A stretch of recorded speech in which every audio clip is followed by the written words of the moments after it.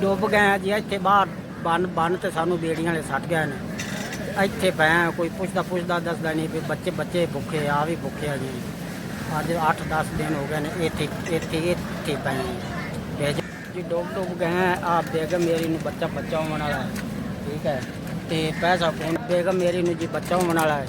ਪੈਸਾ ਕੋਲ ਕੋਣੀ ਮਜ਼ਦੂਰ ਬੰਦੇ ਨਿੱਕੇ ਨਿੱਕੇ ਬੱਚੇ ਆਏ ਨੇ ਰੋਡ ਤੇ ਆਏ ਹੋਏ ਸਰ। ਤੇ ਮਿਹਰਬਾਨੀ ਕਰੋ ਹੋ ਜਾਵੇ ਇਹ ਜੀ ਵੀ ਹੋ ਸਕਦੀ ਸਾਡੇ ਨਾਲ। ਸਾਡੇ ਕੋਲ ਗੰਦਾ ਪਾਣੀ ਜੀ ਪੀਣ ਨੂੰ, ਕੋਈ ਦਵਾਨੀ ਚਵਾਨੀ ਆਈ ਉਹ ਰੁੜ ਗਈ, ਸਮੂਨ ਸਾਡਾ ਸਾਰਾ ਰੁੜ ਗਿਆ ਜੀ। 1 2 3 4 5 ਬੜੀ ਮਿਹਰਬਾਨੀ ਜੀ। 5000 ਰੁਪਈਆ ਤੁਸੀਂ ਮੈਨੂੰ ਸਲਾਬ ਵਿੱਚ ਡੁੱਬੇ ਨੂੰ ਇਮਦਾਦ ਕੀਤੀ। ਅੱਲਾ ਤੁਹਾਨੂੰ ਕਰਾ ਦੇਵੇ ਜੀ। ਅੱਲਾ ਤੁਹਾਡੀ ਤੰਦਰੁਸਤੀ ਕਰੇ ਜੀ। ਅੱਲਾ ਤੁਹਾਨੂੰ ਹੱਜ ਕਰਾਵੇ ਜੀ। ਅੱਲਾ ਤੁਹਾਡੀ ਆਖਰਤ ਦੀ ਵੀ ਖੈਰ ਕਰੇ ਜੀ।